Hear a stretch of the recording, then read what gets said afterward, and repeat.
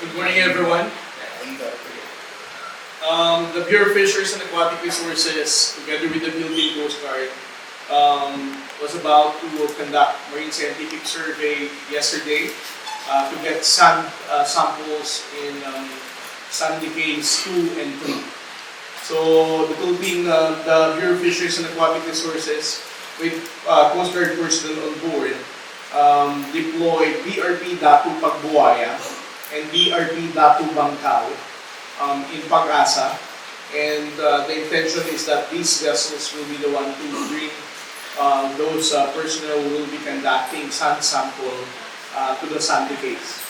And during the entire mission, the BFAR vessels that were deployed there experienced dangerous maneuvers from 3 China Coast Guard vessels. These are China Coast Guard 4106, 5103, and 4202.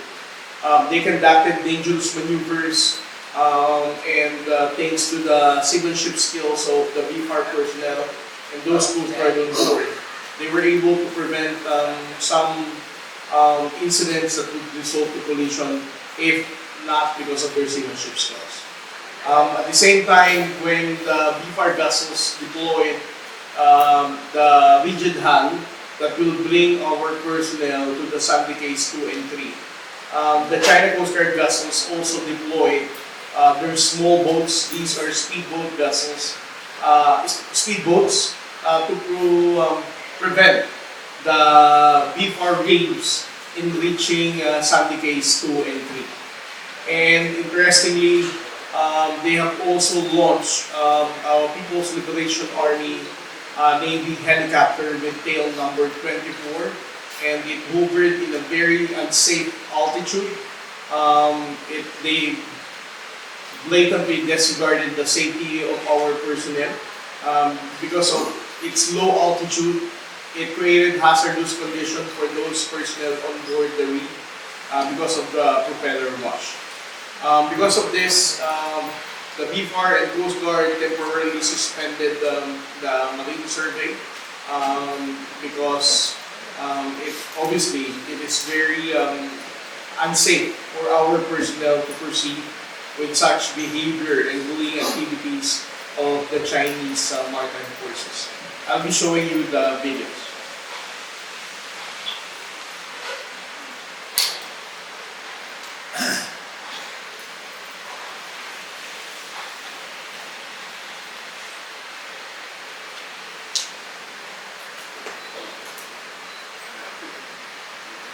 So this is just one of those instances that China Coast Guard 4106 did a very dangerous maneuver with seemingly an intention of colliding directly with the BFAR vessel.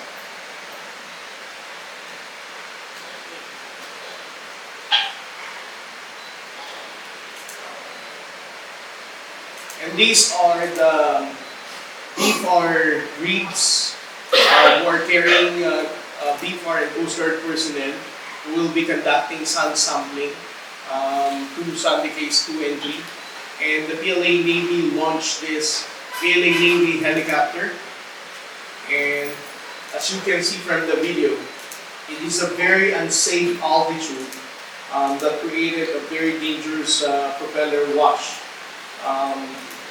that is basically put our personnel in a very dangerous situation.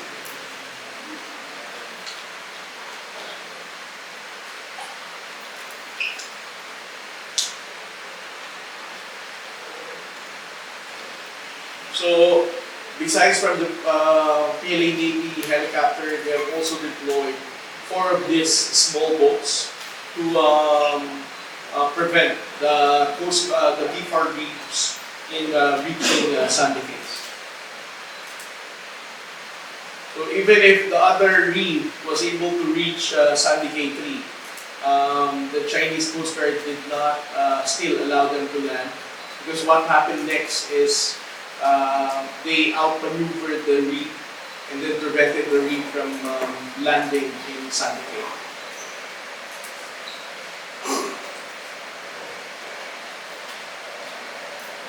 So with regard to the Philippine Coast Guard's vigilant monitoring and um, our way of challenging the illegal presence of the Chinese Coast Guard yesterday, the Chinese Coast Guard has already replaced China Coast Guard 3103 with another China Coast Guard vessel.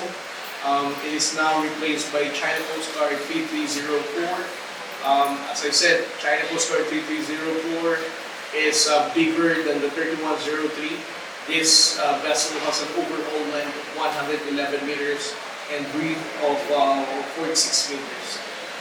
As of this time, the distance of the China Coast Guard vessels based on the last monitoring at 6 a.m.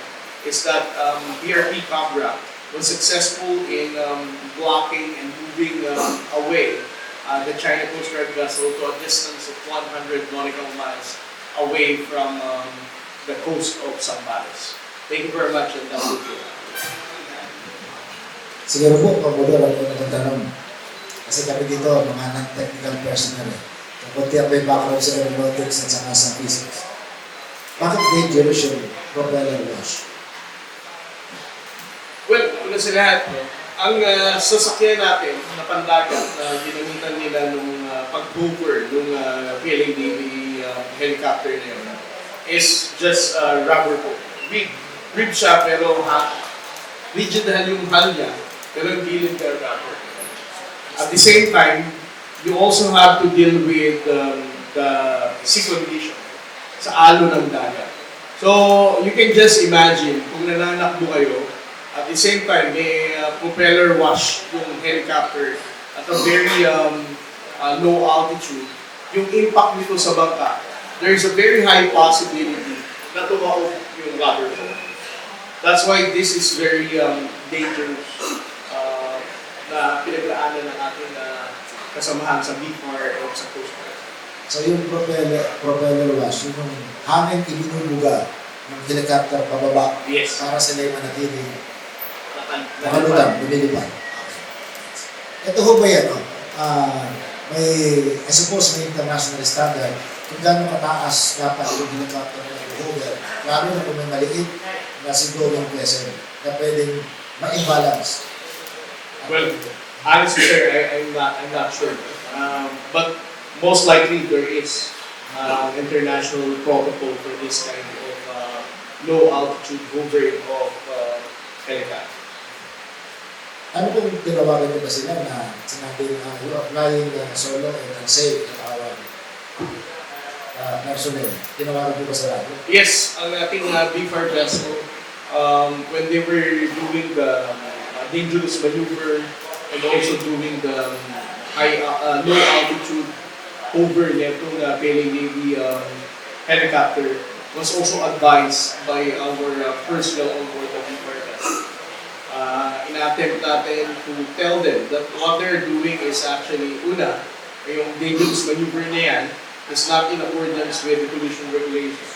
And for the hovering, what we mentioned there is that what they're doing is dangerous to for safety for our personnel. Ano po sa kanila? Ang sagot nila, sir, is patuloy nila sinasabi na we have to leave the area and that they have total jurisdiction over this waters.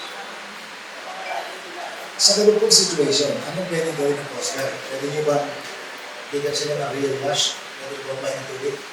Well, alam mo naman, sir, ang panindigan na ating Pangulong Bongbong Marcos, we have to deal with them professionally. We should not be instigated. And this kind of bullying should not be resolved to an escalatory response on the part of the Philippine government. So what we're doing is we document all of this bullying and aggressive actions of the People's Republic of China. We also publicize this for the Filipino people and the international community to learn about such unlawful activities of the People's Republic of China. I understand nagkaroon ng 10th meeting ng bilateral consultation mechanism Yes. between the DFA at merong parang agreement na to escalate the situation. Ano exactly ang napag-usapan kung if you're aware of it. Well, kung sila answer, the reason why we're doing UCM is to make sure that the tension will not escalate. Secondly, we always raise our concern, particularly na-raise nila dito sa nakaraang BCM as Yusek would support. No? Na ayaw natin yung ginagawa nilang illegal deployment ng kanilang bago dito sa Sampac. This was mentioned. And also, we hope that the redeployment that we're doing will still be continued. Ito ang mga bagay na intention natin. We don't want provocation. We don't want increasing tension. That is the reason why we always have this diplomatic approach in talking to the people of Pakistan. China dun sa maritime cooperation agreement. This presence ng Carl Vinson, nuclear power aircraft carrier. Lampas na yata tayo sa kanya na Not private, not sa kanyang base game. May sa DFA siguro yan. Pero would like to announce the presence of Yusek Eduardo de Vega. It's not a secret. They say it. Ang sinasabi na tayo ng futuro, and that countries outside the region, and that's Armenia and USA, should not be involved. So they want that it's only between China and the Philippines. But of course, Philippines doesn't have,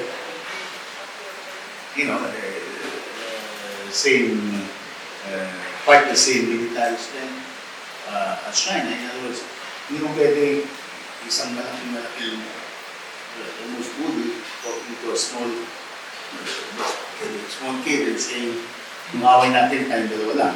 Okay, I think should have a right not just to defend his rights but to ask help. And so about your particular question, it's not going to be secret. China will object to those. In the same way that we assert our rights based on the principles of international law, on close arbitral law, and that China should respect it. Because one thing we have to clarify, the issue of kanino yung mga islands, well, buhay pa yan. Hindi pa finally resolved. Kasi, hindi lang China, namin claimants, no? Vietnam occupies more, But the question here is our right to explore and exploit the resources of our own exclusive economic zone. Because they are shared. So, places like Ayungin Shoal and other areas are within that zone. So, hindi naman pwede that China will prevent us. We also have the right as a coastal state even to assert those rights to put the ships. Yeah, so yung mga na ganyan should not be stopped. No? However, we want to make sure we're not asking the permission of China when we inform them of this. Hindi ito yung, please, susumama tayo. No, we're asserting. We tell them this way. Under international, we will do this. And we expect that you will not cross forward. So that's asserting the rights. Now, it's a continuous process. Because kailangan lahat ng bansa, diplomacy and defense. So nandiyan yung AP at nandiyan yung DFA. Walang bansa na magtatagumpay sa international relations kung isa lang. Kailangan may, tawagin yung good to backup, tawagin yung however you wish. Pero kailangan, meron military efforts. Meron din tayong diplomacy para usapin. Remember, the country under the Constitution renounces war as an instrument of national policy. Pero sabi ng Supreme Court, pwede yung defensive war. And we're not declaring war on China at all. They're the ones who refuse, not just to recognize the decision, but basically make it a difficult thing for us to even assert our right to the EEZ, the continental shelf. So kailangan tuloy-tuloy din usapan. Better to talk sometimes at hindi kailangan balance. No? And that's what we're doing. So, let's next time. Let's hope walang incident. By the way, I think ako na naman. Oo nga, no? So I hope that we also take heart in the words of the new State Secretary Marco Rubio, whose words about China and the Philippines are completely consistent with what we want. No? Kasi may nagsasabi, may pagkatotoo yun na hindi interested si Trump sa traditional war, no? Kaya yung sa Ukraine is not interested in prolonging it. Pero when China is concerned, US still has its interests in the region, and so if the president of the US says, make America great again, strengthen America, he should also mean that it includes his alliances with friendly countries. So, kasama tayo doon. I'm sorry about that. Hapon ng hapon ng umaga. Well, that's the proof na hindi tayo humingi ng permisyo sa nila. Saan different? Different to? This happened in San Miguel. Remember po, China says kanila yung land. But they also say, I think, kanila tubig, bawal naman yun, no? Yung water, it's not territory, except within 12 miles. So that's the situation we have now. They're saying, under their law, under their principle, they have the right to assert. But tayo, meron tayong arbitral war, saying na meron tayong karapatan sa ating EEZ. So yun ang naman nga, first time. Yes, sir. May mga pangbayo bilang Pilipino na sa pagpupo ni Trump na mag-i-implement ng America First Policy, baka kalimutan tayo. Pero recently, nakapag-usap si Secretary Manalo ay State Secretary Rubio. Ito say na assuring para sa atin yung statement na inilabas ng US na inulit na naman yung ironclad commitment. Mamaya anak, dito na yung kay Secretary Manalo, nag-release tweet about it. Let's see if I can quote from you. That was Saturday. That was Wednesday night, mga 10 p.m. At that time, of course, meron ibang concern din yung DFA because at that time, naalis natin pag-uwi ng ating mga seafarers ang magandang succession na. Inahan ko yung I will quote, happy to speak tonight to Secretary Marco Rubio. We discussed the importance of the Philippines-US alliance for the prosperity and security of the Indo-Pacific and the strength of our bilateral, political, economic, and people-to-people ties. We look forward to working with Secretary Rubio and his team towards addressing challenges and sustaining the momentum and positive trajectory in our bilateral relations. You remember also, sa kanyang speech sa Senate, where China is concerned, he specifically mentioned Taiwan and the Philippines. So that shows very importante pa rin ng Philippines para sa kanya. Remember, he is a very conservative American, he's Cuban American. Cuban states, Florida, very conservative, Republican. I think he looks at China the same way many Cuban Americans look at communism. So, Mas makalaala ng socialism. yeah, so let's see how the White House will work in. Baka sabihin ng White House, hindi muna but certainly we take part in the words that he gave us. Di po ba si then Senator Mark Rubio ay isa sa kilalang, well, he's not dovish, Yes, anti-China hawk.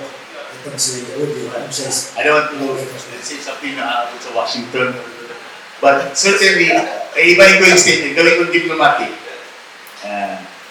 He is one of those important statesmen in the United States, not Secretary of State, who are very concerned for China. And how about yung bagong appointee sa Defense Secretary, headset, na mukhang kapareho din. Nasa Yes. conservative side. Control side, and then, kung sinabi ko, may DD, Defense and Diplomacy.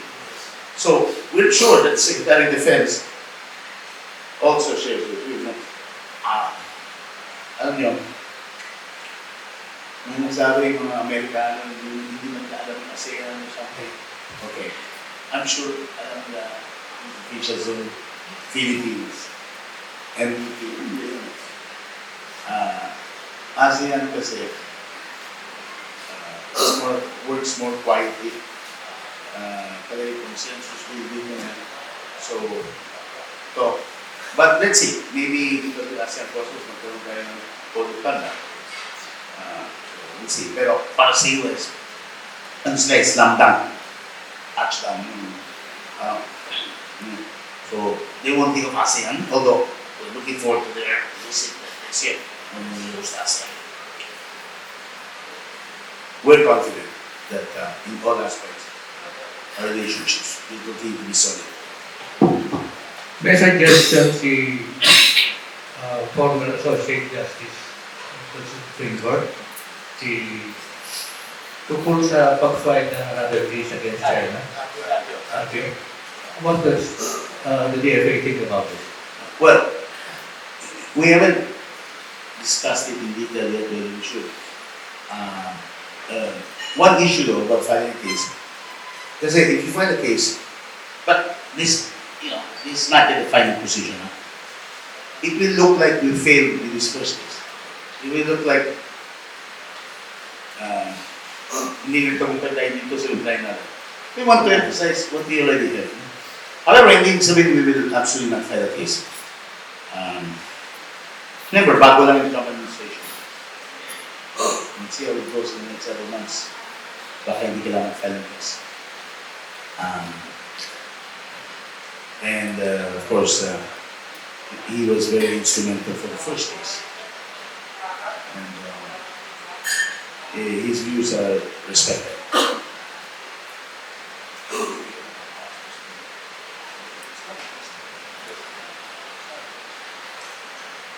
Hindi ho ba inaasahan na yun na yung mga ganong suggestion? Kasi ang Pilipinas, nakaiba ito sa mga ibang ASEAN countries. We are being ruled by lawyers.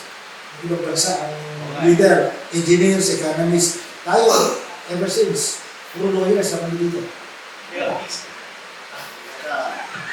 Well, the president is off the record. Off the record, please. Off the record. Off the record. Like tayo, sir. Ganun ba? Well, President Bongbong, with all due respect, no? He's not a lawyer. But his wife is a lawyer. So, he is ruled by a lawyer like all of us. Yung, ano na isip? A man who, joke lang po, a man who, how do you say that? A man who apologizes when he is wrong is a gentleman. A man who apologizes even when he is right is a husband. So, at any rate, no, The ideal husband. exactly that's it. In direct answer to your question, well, we're already confronting China on many fronts. No? So, we may be adding something more complicated. But again, I don't want to say it will never file a case. But right now, it's not yet in our time. And it's not only DFA, DOJ, DND who will decide, the Commander-in-Chief decides. So we'll wait for the word from our Excellency, His Excellency ang ating mahal na Panginoon.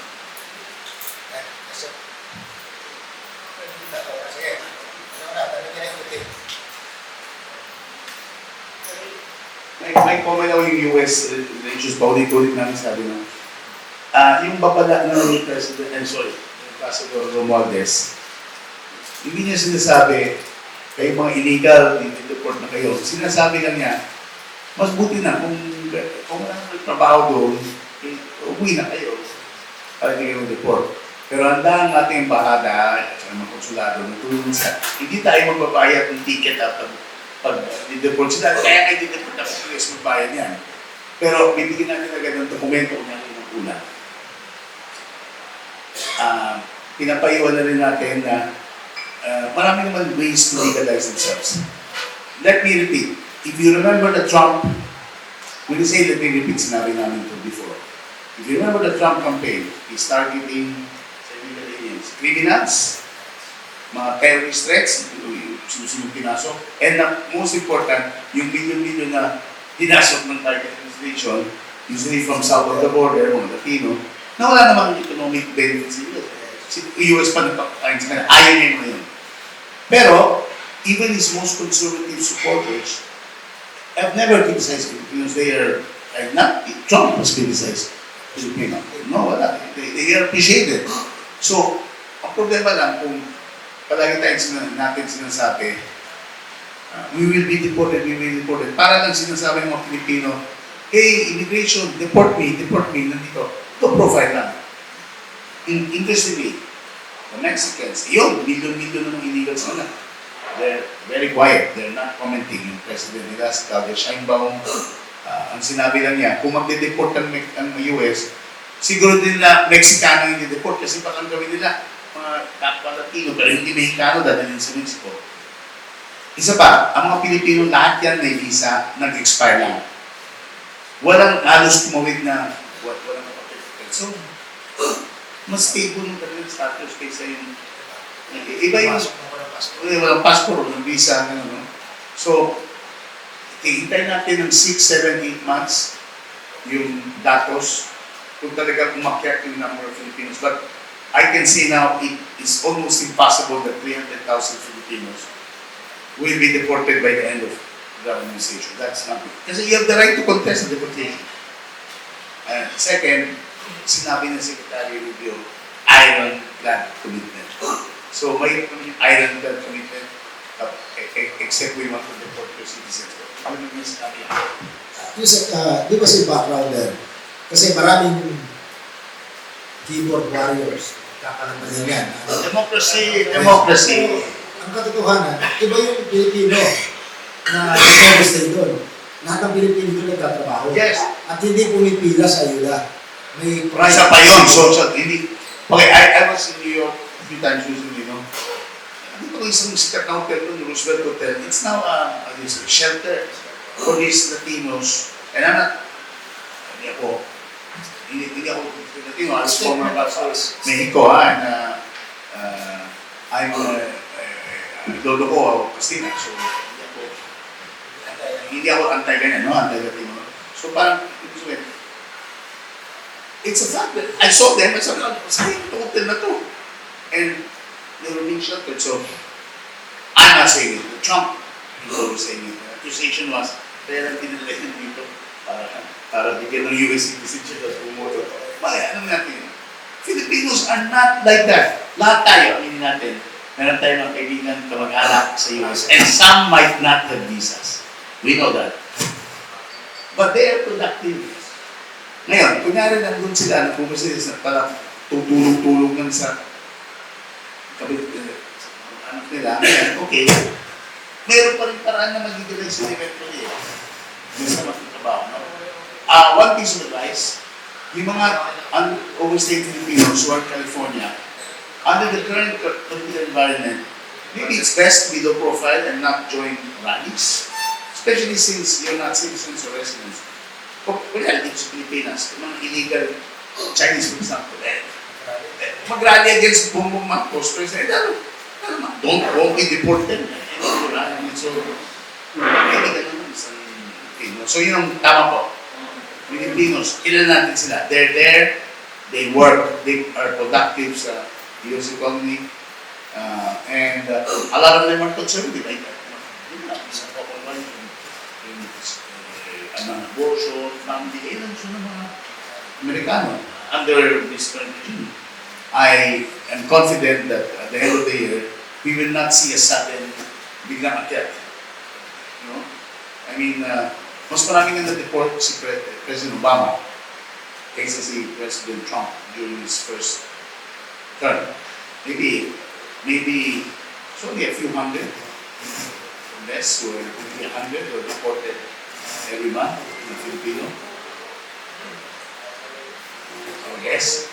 Tingnan natin, kaya bigla lang in 6 months may 20,000 deported sa week. 10,000.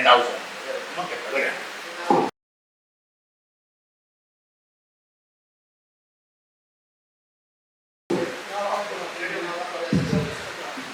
Ano? Okay, good. Sorry. Pasensya na. So, hindi natin ito akit yung ano. Ayaw nang ano. Ayaw dineport natin yung mic. Ayaw natin huwag tayo mag-conclude until makita natin yung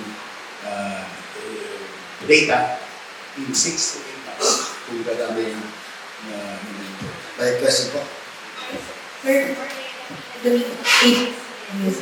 Sir, despite the assurance of State Secretary Marco Rubio to our Foreign Affairs Secretary, the State Department released an internal memo saying that it will freeze all foreign aid to all countries except for Egypt and Israel. Ano projects po yung tatamaan sa Pilipinas because of this mandate to freeze aid while they review? Well, there's a regular aid that we provide. Pero that we're still talking to the Americans about it, because I can't give the exact data. But freezing is not a permanent freeze. Now, the reason why Egypt and Israel are always exempted from that is because of the military situation. Alam natin yung Mumbai, naalala ko nung may basis sila dito, and yet it's Philippines na bigay sa Egypt at Israel because it's very important that those two countries maintain the peace. That, no? So, right now, economically we have a lot of partners. And while the U.S. involvement in our economies is still very high, I think, even with the freeze, it's not like it's going to severely affect us. Kasi, mali lang yung impact of this right now. But, the importance of relations of people ties, and certainly the mutual defense issue. But we will get back to you about this, no? And of course, we will use diplomacy channels, back channeling, and express the one they have. Our personal knowledge. Babes Romualdez, I'm not. I hope I'm not misinterpreted to mean anything. Okay, Ambassador Babes Romualdez. He's very happy. Sir, clarify lang, yung US funding for the EDCA sites in the Philippines, is it considered as a military aid from the US? No, I wouldn't. I don't consider. It's not part of that aid package that they're talking about. Kasi, ibig sabihin, hindi ko tatanggalin yun. If you mean that the freeze will affect the EDCA sites, no. They will not suddenly abandon the EDCA sites. No. Can you just explain why hindi nila suddenly abandon the EDCA sites? Just for the interests of our In one sentence, they know the importance of EDCA for the interests of all the U.S. and the Philippines. Nagreklamo na yung Amerikano sa sunod. Kaya sabihin ko lang muna, please say that. Kasi gusto ko matawag sa akin pag yes, may ano sa Facebook. There's a Facebook page. Mamaya mo. Hi. Again, I repeat, they know the importance. Because of follow-on sa connected bali na ng advice na Department of Foreign Affairs sa for them. And may ina-allocate po ba ng funds? Yes, we Or have. pino-formulate? There's already, well, we have the annual 1 billion pesos in the Assistance National Fund to cover assistance in all fields for overseas Filipinos who are not contact workers sa BMW or nasa lugar na walang BMW representative, walang labor share. So you mentioned, I'll talk about TNM later, no? We have that, but unless they are indigent, malabo naman yung mga illegal natin na indigent. Kaya gusto nila umuwi. Hindi ko nabayad ng ticket sa mga Filipinos overseas. Pero kailangan talaga walang pera na sila. I'd like to believe na yung mga Filipinos sa US na matagal na doon can afford a one-way ticket to the Philippines. Maybe if they want some financial assistance, $200, $300, happy man, maybe we can give, no? Pero yung ticket, not only the deport, dapat US may bayad. So what is our advice? Our advice is to keep as low profile as possible and work for your legalization. May sinabi si President Trump recently that he can work with the Democrats about those illegal aliens who don't fall under those categories na ayaw nila, no? O hindi will apply, for example, criminals, terrorists. That means they will make legal means to encourage these productive overstaying aliens to be totally realized. So, take advantage of that. And I just said kanina, refrain from being too high profile if you don't apply legal residence. Because it's not by the administration anymore. Some of these illegal or overstaying Filipinos, I remember them. They interviewed on TV, and kahit overstaying, wala problema yan sa Democrats. But the new president already said, ayaw niya sa Manila. So, maybe it's time to take a lower profile and try to legalize yourself first. But be sure that the embassy and the consulate will be there to see what assistance can be given. Right now, for example, in Los Angeles, they're not giving you. And right now, the problem in Los Angeles is fire. And luckily, very few Filipinos have been affected, no casualties. That only shows it is in the interest of the US to retain workers. They need to rebuild your city. So, I think the stars are aligning for us, where Filipinos in the US are concerned. As long as they follow the tayo ng ating embassies and ating consulates, we won't see mass deportations. One final advice, if you are targeted for deportation, you have legal means also to contest your deportation and at least legally stay for several months. Tingnan natin gano'ng magaling immigration lawyer mo. Because they would argue na meron kang ginagawa na productive sa US, so manatili lang. And sometimes there is success. Sometimes, napuprevent yung deportation. You said to allay the fear ng mga Pilipinong nangangarap sa land of milk and honey. Hindi pa mas may chance pa kang dumami ang Pilipino kasi open sila ang US sa mga Filipino teachers Yes. at sa mga Filipino They still want nurses. Filipino teachers and That- nurses. Inalis ni Trump yung DEI. Isa pa yun. Ang kalaban daw ng Pinoy nurses ay yung DEI policy kasi dapat X number o X percentage ang tinatanggap ay hindi naman puro Pilipino. Well, that's another thing. The nurses there are not complaining at all that there's a sudden cut in the demand, no? Palagi may demand. Teachers, though, is a different issue. Yes, there's demand. But ang mga teachers natin, supervisors, be ready sa laki ng US kung saan kayo dadalhin. Kasi, don't expect, go to Boston, Chicago, baka like somewhere, they go to Albuquerque, New Mexico, or some or South Dakota, and they expect, this is a small town. Or even teachers, kaya nandun. Or, they're in the inner cities, where white teachers don't want to teach because you have African American kids to fight the teachers. Magaling naman ang Pilipino, so just be ready. So that's tama. to allay the fears. You see, meron tayong niche. Meron tayong niche doon. There's this feature. So, I'm confident again that we won't see suddenly massive evacuations. Unified response. What do you think this means? Unified response, kasi may all yung Federation of Free Workers, last Wednesday, we were calling for a unified approach. Kasi so, should na, maapektuhan sila Well, we already. Well, the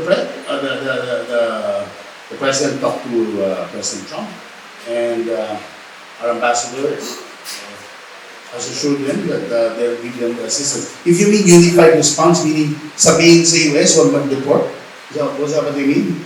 Because a host country, Sir, Yes. may specific amount of aid na allocate for this since marami sila. About 300 yes. We have our Indian fund, the BBMS Action Fund. Sorry, BMW. So, we haven't yet allocated specific fund for this. And I'll tell you why. Siyempre, ang main beneficiary ng assistance ramsey funds, yung talagang OWs or hirap sa Middle East, Hong Kong, for example, US na, but it's available for them. By the way, wala pang humingi. Wala. So, wala ka, nakihina si Sir. Wala kasi, walang lumapit sa konsulado to say, gusto ko ng uwi. Look. But for legal assistance, meron. Well, legal assistance, may mga case na yan, but not about immigration. Wala, pinasunan sila. By the way, ma'am, do you know any Filipino friend of yours na gusto ng umuwi from the US? Because of Trump? Wala, di ba? Yeah. That's why the press, again, Ambassador is always saying, kung puti, na kayo, kung talaga di ba, hindi ka ma-deport. We are resilient. Tayo. However naman, how can you apat na CCTVs na tumatakot sa dalawang Last year. needs natin and ano yung response after You may not. naiiakit na ba sa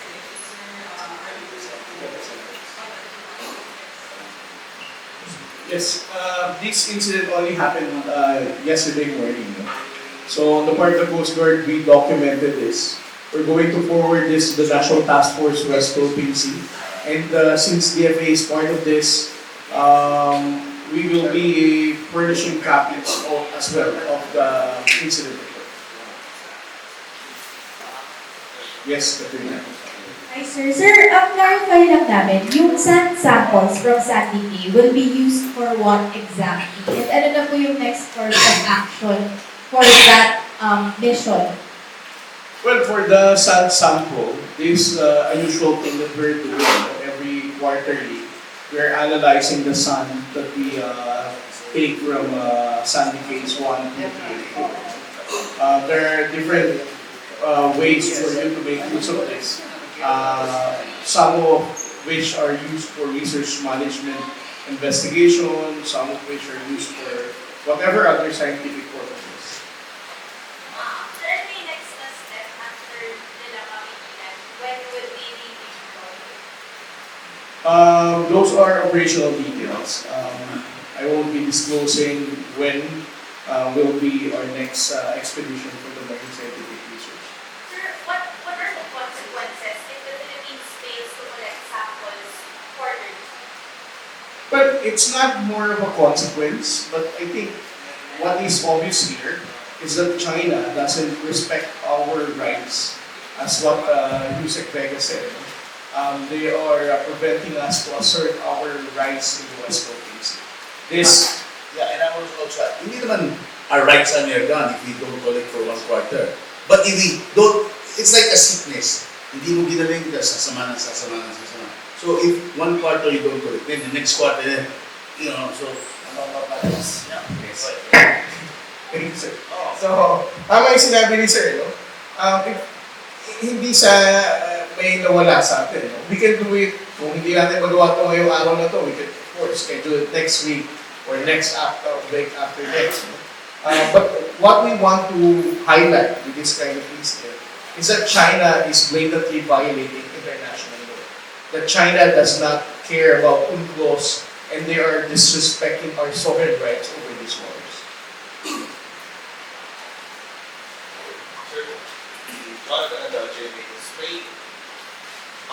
Hindi nga ako nasa examples, pero nagawa ba yung marine survey sa ilalim ng sa mga ganyan? Ano may big data just for the No, ang target ng scientific research na to is to go directly sa Sandy case to get sand samples. So we were not able to complete all those. pagkain yung diplomatic protest? Usually we file diplomatic protests weekly. Guess how many diplomatic protests we filed last year? How many weeks are there in a year? Guess how many diplomatic protests we filed last year?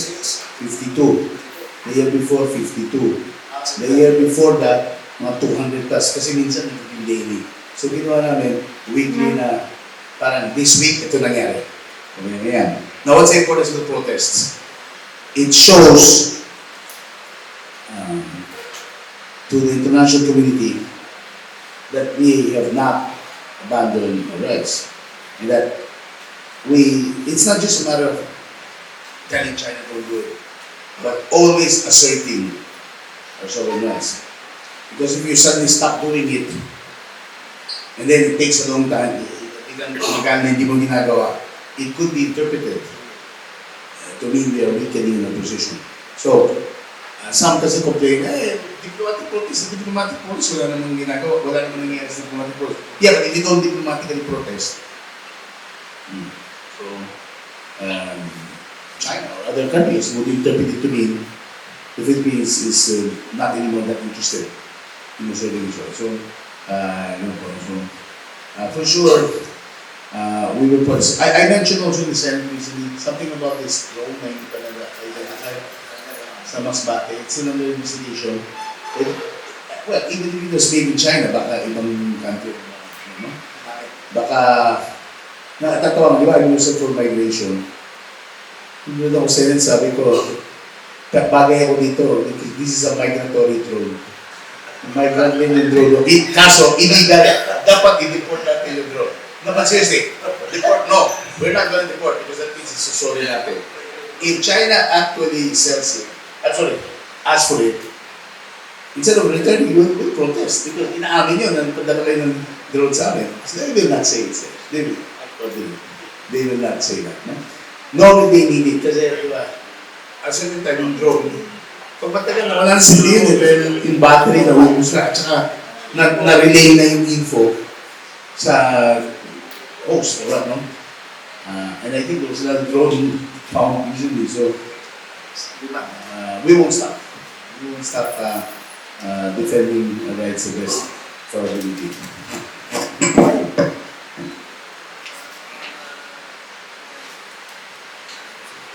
Good morning, Yusef. Ang tanong po, listen natin ang konti. Ang tatanong ko po yung tungkol sa nangyari ng repatriation ng mga binihag ng Houthi na Pilipino. Ano po nangyari sa kanila? What is their status and what laid the ground in order for this to all happen with the Iranian government? Yemen. And Oman. Ano nangyari? So they were taken by the Houthis on November 19, 2023. Nung dumating sila kagabi, nung chutang sila kagabi, ang nakakatakot ba yung first 24 or 48 hours? Kasi imagine mo, biglang pinasukan, helicopter and ship with people with, armed AK-47 pointed there. Tapos, pinosa sila. Agad, sabi. After that, hindi na, they were treated well daw. If you mean, the hostage is still well, but hindi sila wala si Manay. Hindi sila nakakulong, pero doon lang sila sa ship. Pinapakain ng soy fact, sabi ng mga pamilya, lahat tumaba. Because wala nang exercise or ano. And they were able to talk to their families once a week. So kami sa DFA, ginagawa namin yung heavy lifting, quiet diplomacy work na kinakausap natin yung ibang bansa, not the Houthis directly.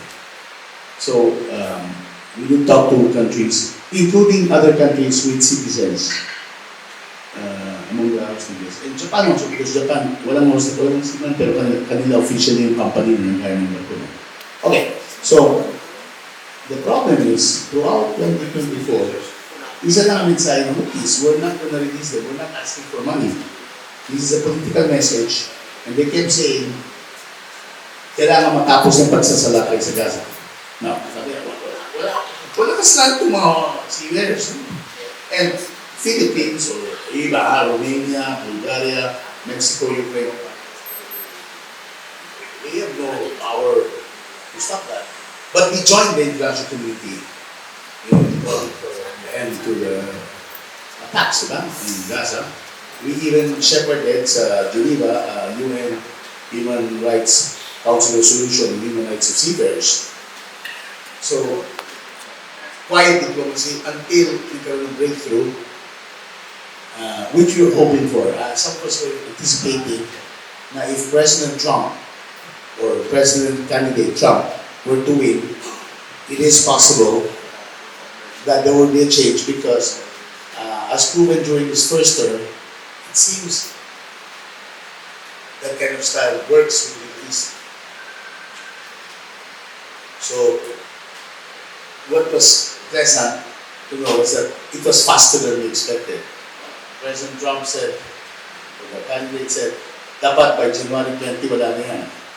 Wala na hostages. And ang bilis nila, ito ng agreement. Using pretty much the same terms as previous drafts of the agreement. And yet, ngayon pumayag na sa Hamas. And therefore, we again talked, it turns out, Oman became the strongest interlocutor. We had a political consultation, regularly scheduled, one with Oman here in Manila last Monday. And the Vice Foreign Minister was here,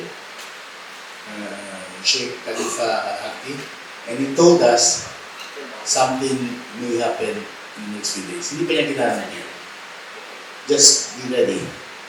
And that's so pleasant that as early as Wednesday, sinabi, the Omani Air Force, Omani Air Force will take them from Sana'a to Muscat and then you bring them home. And Wednesday night, sila dumating sa Muscat. We brought them home. Overnight sila. Thursday morning, nakasakay na sila. Salamat, dumating sila Thursday night. But how is the condition? Sorry, I'm still recovering. Physically, they were all fit to travel. But right now, they are being booked at the hotel by the government for the next few days. Nandun yung families sa Manila. So that their health will be monitored to make sure wala silang post-traumatic stress disorder. So, after that, maybe Tuesday, they'll be brought to their provinces. Most of them are not from Metro Manila. And eventually some might want to give interviews. And the most scary time for them was not on the ship. It was last September, October, when the ship could no longer function. So they were brought to Sana'a, the capital of Yemen, now held by the Houthis. That was scary for them because they were attacks on Sana'a. So kaya baka matamaan sila ng bomba ngayon. We talked to Israel about it. The problem was we didn't have the coordinates. The Filipinos didn't know where they were exactly. Well, at least nakakausap ng pamilya na, nabisita sila a few times ng ating Yemeni Honorary Consul. Although even then, hirap siya because he's on the legal side, the side we recommend. So, to the rebel territories, difficult. But he did meet them during the first 7 months. So, our discussions with countries, Iraq, told us that while they didn't really control it anymore with the Houthis, I'm sure that influence also was there so that no hostility should be harmed. So our president is really thankful, Oman. But right now the issue is about the US, and indirectly they were involved with this because they were a broker for that Hamas Israel ceasefire deal. Wala dun sa deal, hindi nakalagay i-release yung Houthi hostages. Nandun yung lang, Palestine and Israelis, no? But this was a consequence which we were hoping for, and we got it much faster than expected. And maybe part of it is because of our special friendship. Our president has been talking to leaders in the region, and definitely because of the high regard the Middle East, the countries have for us because of the work of our millions of Filipinos there. So, salamat din sa kanila. So, sana hindi na tuloy ito, mahuli. Maybe under this new Trump administration, but at the same time, nandun pa yung role ng migrant workers, they will work sa mga companies. Don't bring Filipinos to that area. Kung dadalhin mo sa Red Sea, kailangan may written, consent sila. Na waiver, at saka dapat double, triple sweldo. At kung hindi susunod yan, they will cancel your license. Second, kung hindi pumayag, kunyari, kasi alam niyo yung seafarers, but unlike an OFW who knows saan siya pupunta, sometimes seafarer, okay, sakay ng ship, tapos unang port, siguro Hong Kong, Shanghai, ganyan. Kung may content, doon lang niya malalaman sa next. Even the company might not know, depende sa sino nag-gasya na. So, kung nga rin nasa lugar sa kanila, sa India, kasi sabihin sa kanila, next, tatanda yung Sea, pwede silang tumanggi. They are obligated to pay for the person, for the come home, and then give him another job. So, obligation yan. No? So, I think we will not see that anymore. Yung mga hostage sa Red Sea. Pero yung hostages, binayaran pa ng employer nila? Yes, not them, through the families. Yung families nakaka-receive yung sweldo. Kasi, may tanong yung kasama natin sa Doble sweldo. Eh mga sa TV, ang gusto daw nilang marinig sa'yo kung kailan daw yung ilang pwede mo interview. Yung mga Pilipino. Tanong nyo kay Secretary Kakdam because I don't know if they're holding a press release because Monday they'll be at the DMW for special mass, special... Tulong nilang daw kung saan hotel ang daw. Magkakaroon at kaya nata sila. Kasi alam mo yung nangyari yung dumating sila ng Webis ng gabi. So may pagkain, hindi yung sorry ko na yung families. Including one seaman na nakita niya yung child for the first time kasi nagdabi ng tao yung misis niya nung na-kidnap sila. And now the child is 6 months, 7 months. Beautiful. Pero ang mabilis, inupo sila agad yung Jollibee. Ang tagal-tagal nila na-release yung Jollibee. No? So I'm sure karaoke. So ask Secretary Kakdaf na kung pwede kayo mag-press doon sa Mali, sa Limanyo ko. Oo, tumaba, dapat ko na yun. Masarap ko. Eventually you'll be able to. I'm sure there are beautiful human rights stories there. One of the best was the mother based in Muscat. Siya yung muna nakasalubong ng anak niya. Pumunta siya sa hotel yung gabi doon, midnight, nakita yung anak niya. Kasi all the way to Muscat. So, we will be able to publish beautiful stories in the future. Last question ko lang po. Suffice to say that the seafarers have already been debriefed and yung sa panig ng ating pamahalaan, nagbigay na po sila ng do's and don'ts at saka ng kanilang 2 cents dun sa mga involved. Ang tanong ko lang po, as far as the POEA is concerned, gaya na sinabi niyo, magkakaroon po ng mga template, magkakaroon po ng mga do's and don'ts na if you go to this certain place, you either can refuse or you have an X amount of money to defray. Ang tanong ko lang po, ito ba ay nakasulat na po sa ating I would probably call it yung ating textbook for future mga malakayang marino. Yes. Alright. Two answers there. yung agreement yan is something like in writing na nilabas ng BMW first quarter of last year.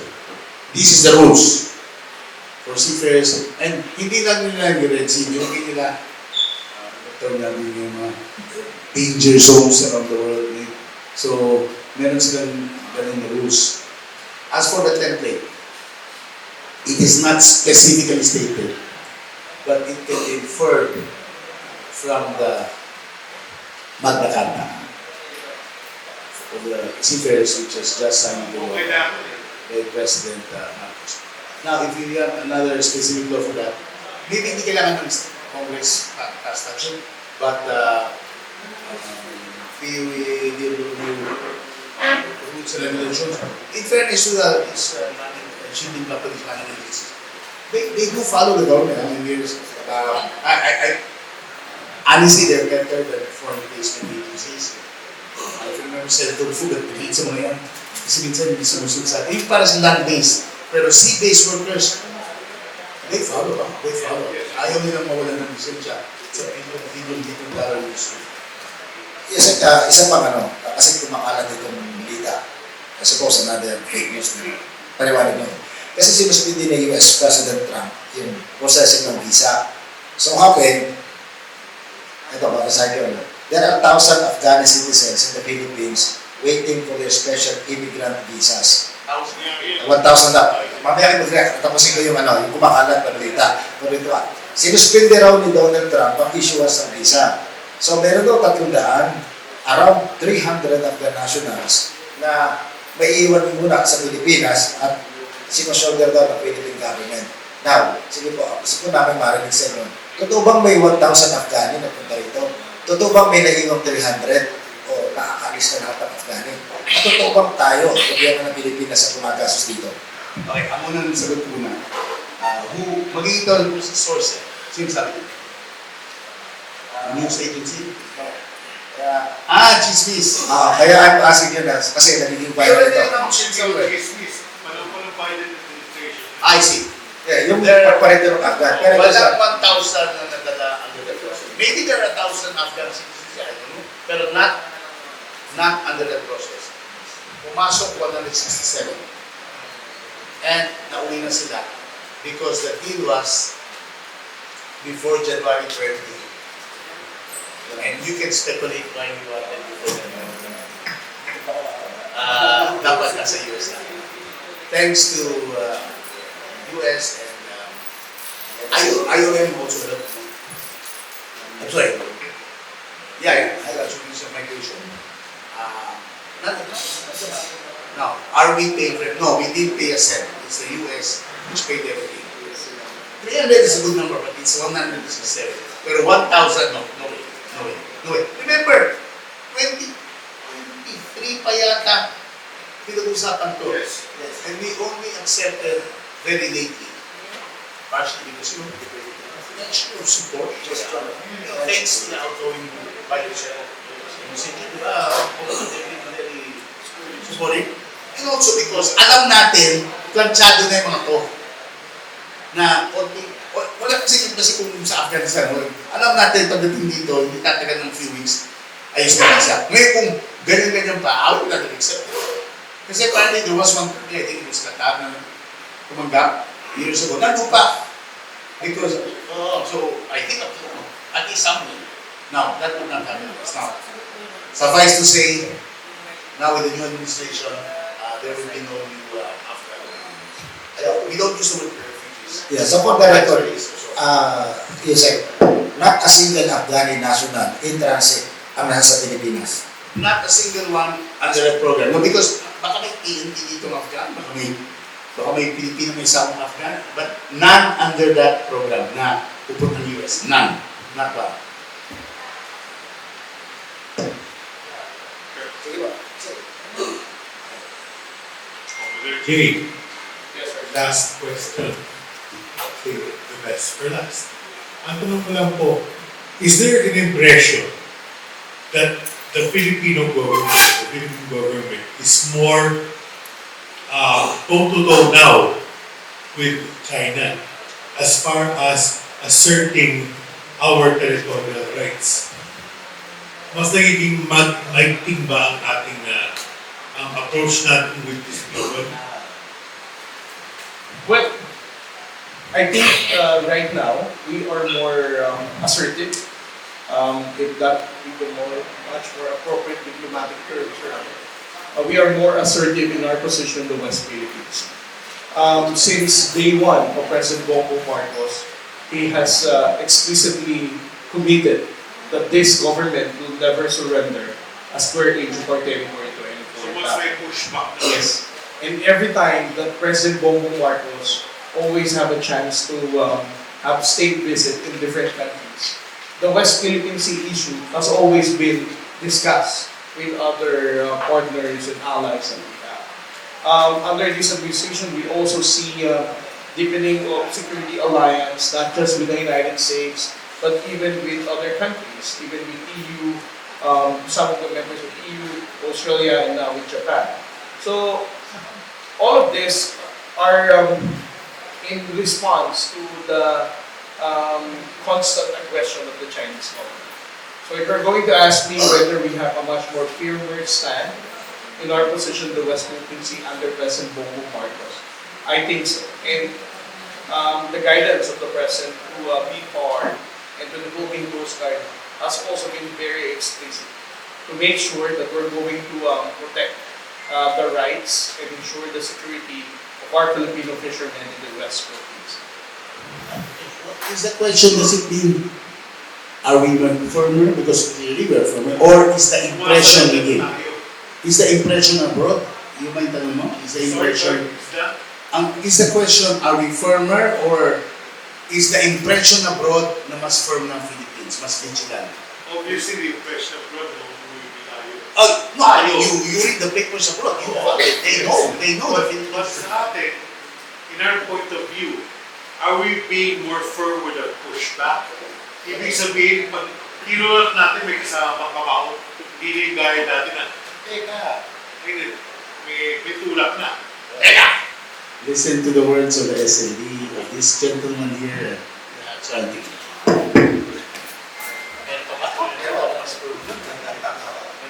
Yusek Debega, you told us yesterday that you were scheduled to meet with the DMW yesterday. May we get an update specifically with the case of Daphne Nakalaban? They are still in touch, kasi this is under the Migrant Workers Office. The Kuwaiti police are still investigating. Actually, two cases, no? Yung isa, yung she died, no? Lucky. She died. They're still determined to gather the strongest evidence to ensure conviction, quick trial and conviction, kung nangyayari kay Rangara. The other one is about the Filipina na supposedly she drowned her ward at the washing machine. They are checking her mental condition to see if that's a defense. Kasi if you're mental, it's kind of not normal to do that, no? So, we're on it. There's another issue I suppose you're asking. Alright. We have no ban. I don't know bakit sa Kuwait may we ban. We ban. No, we have not banned. Certainly at the very least, it's not yet final. Of course, the FNDM will continue to talk and then the President is Commander-in-Chief. Certainly at the very least, of course, Senator Tulfo is in action also. Certainly at the very least, we will make it more strict, especially for household workers. As for ban, I will repeat what I said also, I think you heard. We don't want a temporary ping-pong solution na we'll do a ban, we'll stay ban, we want to gradual. Kailangan may permanence, which means kailangan mas malakas yung guarantees under not just the 2018 agreement, pero sana patibayan pa with more guarantees. At the very least, again, I will say, what will come out for sure are stricter rules on hiring of household workers. That much I can say. Pero ban, kasi we're not banning skilled workers ever. It's Kuwait who banned. And then last year, when the DMW and Kuwait talked and said, okay, we can return not all household, pero yung returning household, yung mga skilled household, sabi nila, okay, we will not ban skilled workers anymore. So, we don't want to make a decision, ban, and then biglang mga lahat na lang ng Pilipino, hindi makapagkain. In fact, Kuwait the last time even suspended visas. So, we don't want to come to that situation.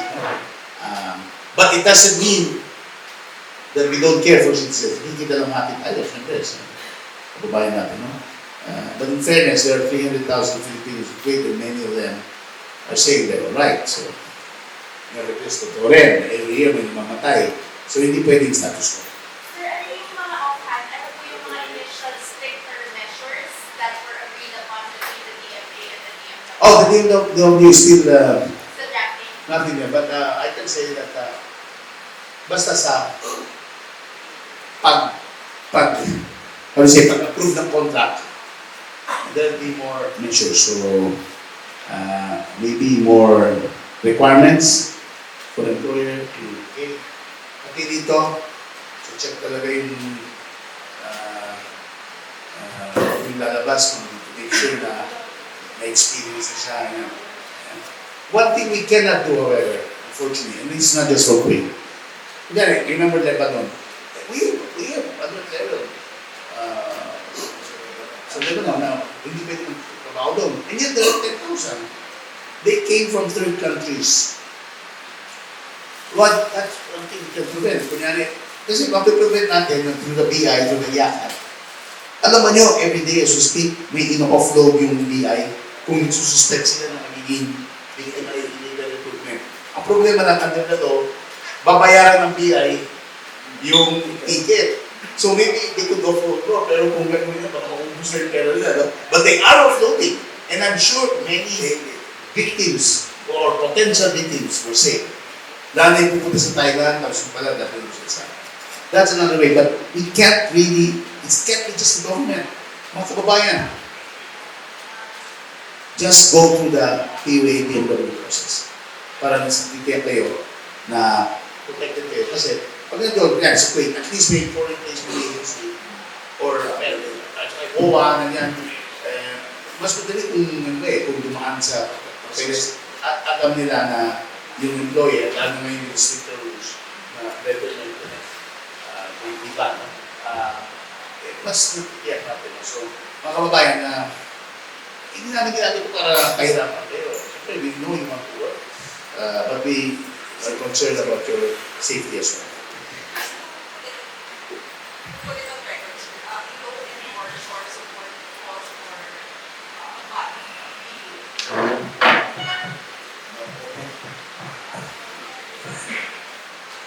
DFA will defer to DMW. But we want any ban to be well thought of. Because if we ban, it should be something that we're sure of that we will not suddenly rescind. We ban, like Indonesia, ban its household workers to go to any Middle Eastern country for many, many years until they reinstated it, I think, last year. We have to be ready for that. Remember, Kuwait is just one country. So I'm not endorsing it, but I'm not saying absolutely not that we will do it. Ang gusto lang ng DFA, for sure. Kasi we're going to fix the bilateral issues. Gawin natin yan. Diba? And the president just talked to the Kuwaiti, the current Kuwaiti emir a few years ago when we were still not in emir. So parang, So, hirap po ng balancing act nyo. Parang justice for 3 or 4, injustice at 260,000. basta we will make a responsible decision on this. No? And for the best for our country. Okay, ban or just stricter rules.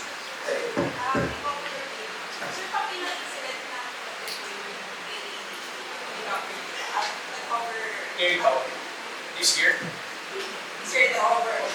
Tsaka, sir, I would need to categorize this as an act na still then SME. Sometimes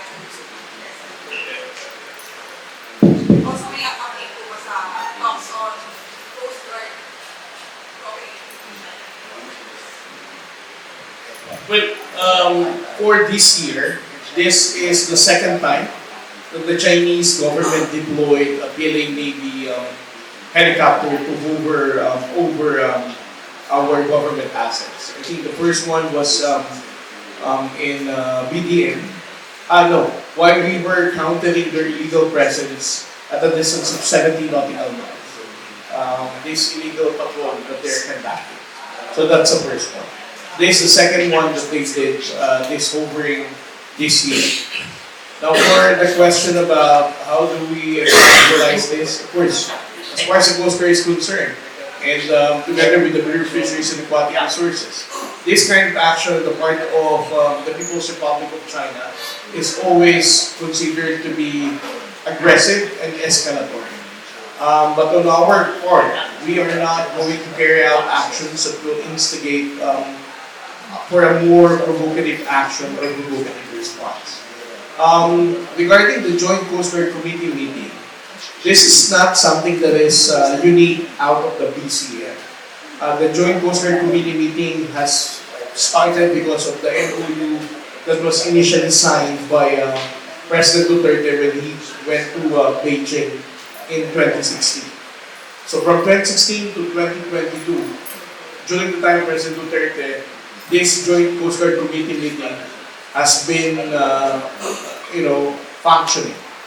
functioning in a way that there is a Joint Coast Guard Committee meeting per se, but with the objective of de-escalating the tension or at least convincing Chinese Coast Guard not to harass the Filipino fishermen. All of these things are still happening. And with the hotline mechanism that they also said was part of the Joint Coast Guard Committee meeting, it's not also functional. It never was operational. Under this administration, the Chinese government has always been pushing for the Joint Coast Guard Committee meeting to be revived. So until now, they're still currently being negotiated and under the talks. But as to the concrete decision whether it will push through, I think they still not yet finalized. The PCP is also copy with the price of money. Or China lang po for that to happen. Well, as far as our experience is concerned in the previous administration, I think you can already tell what's the best answer.